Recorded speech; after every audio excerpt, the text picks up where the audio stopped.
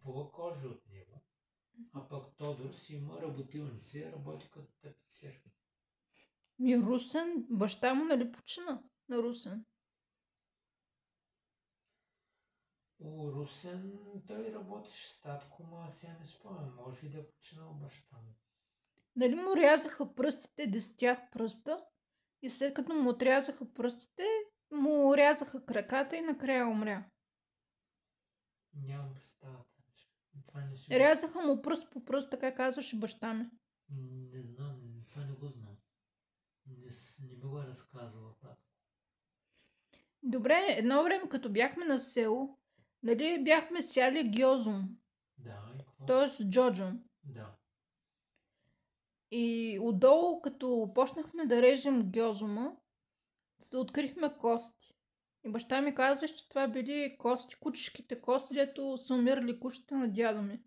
Пък то всъщност се оказа от пилешките кости, дето някакъв пор ги издуши и те умряха. И им изпи кръвта. Може и това да знам.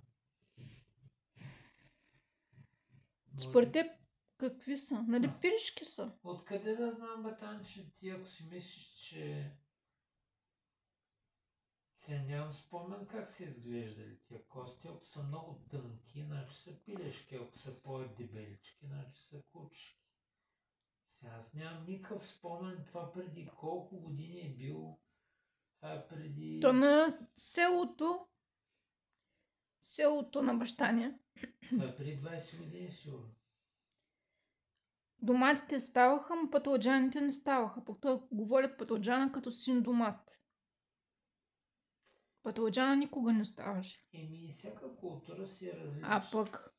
А пък ягодите бяхме ги взели, баща ми беше ги взел от Петър, дето беше до нас комшията, дето му бил роднина.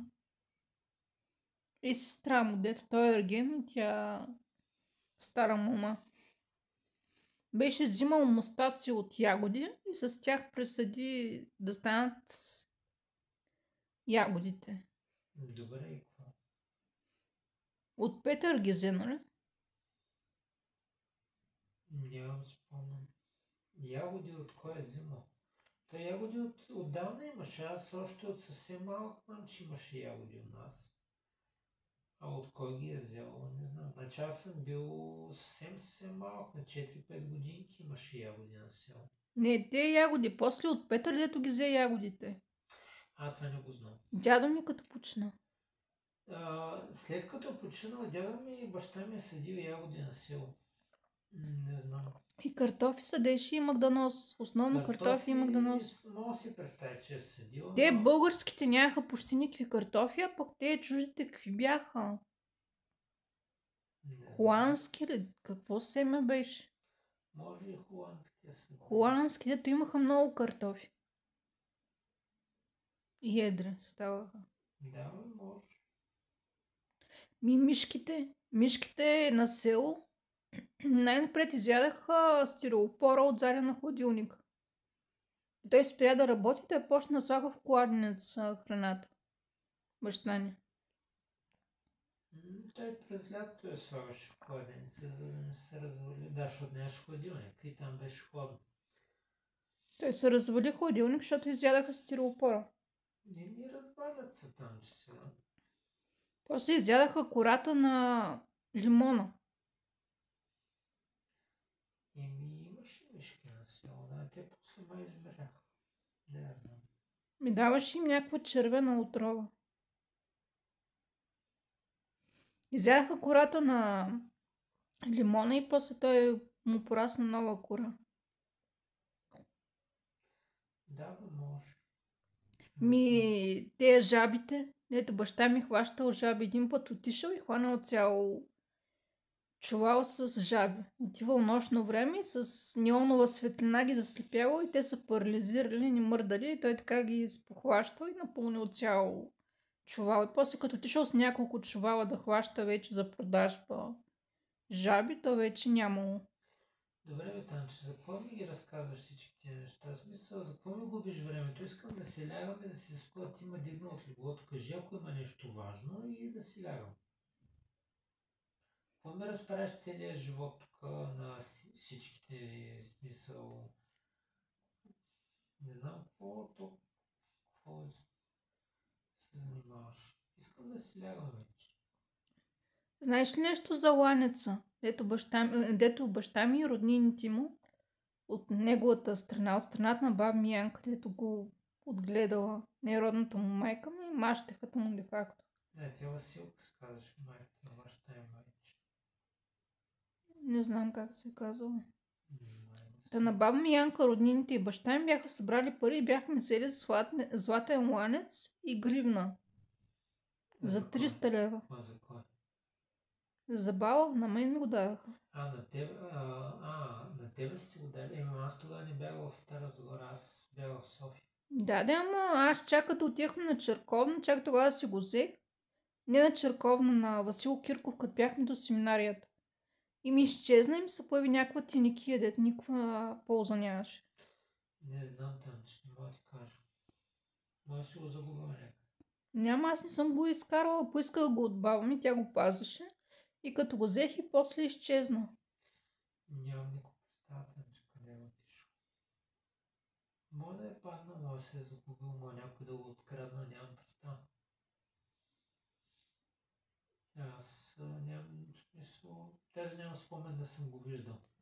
Може и да си го показвал, но нямам спомен.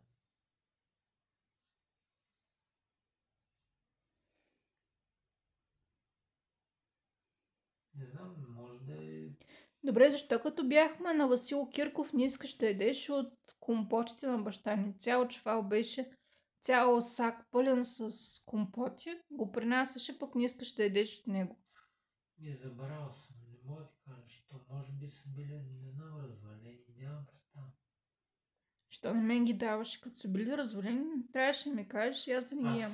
Аз съм забрал това, изобщо. Че не съм ги ядял, не мога да ти кажа сега, не спомням. Не ти се ядеш. Нямам спомен, не мога да ти кажа. Що не съм ги ял, аз даже не спомням дали съм ги ял, дали не съм ги ял. Това е преди повече от 10 години сигурно. А тая фигура, където на Юрий Гагарин ти я подариха бившите ти съученици от икономическия техникум. Фигурка ли?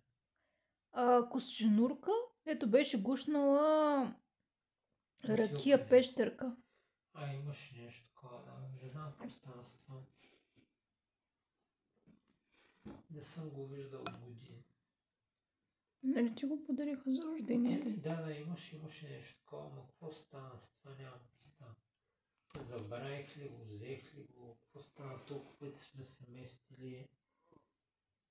Не съм го виждал, не знам.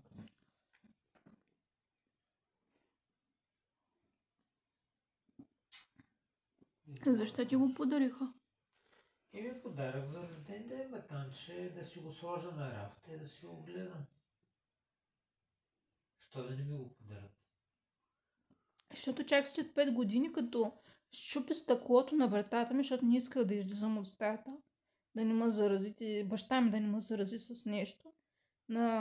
Около паспорта ми, нали, стича на 17 декември 2014 година. И баща ми точно на тая дата дойде. Аз предишния ден се затворих. Ти реши да я щупиш, да можеш баща ми да ми сложи рак и спини и всякакви такива неща в виното. Аз помня, че те щупих стъклото на вратата, защото ти не искаше да излезеш изобщо от стаята. Аз се притеснявах да не умреш от глад, да не ти стане нещо. И ти щупих стъклото на вратата, но друго не спомням. Добре, аз го затворих, защото баща ми повтаряше гъс път да види. И че като се стигне до травматолога, работата е свършена. И докато не ми даде да пия хапчета, едва ли не да не се отказва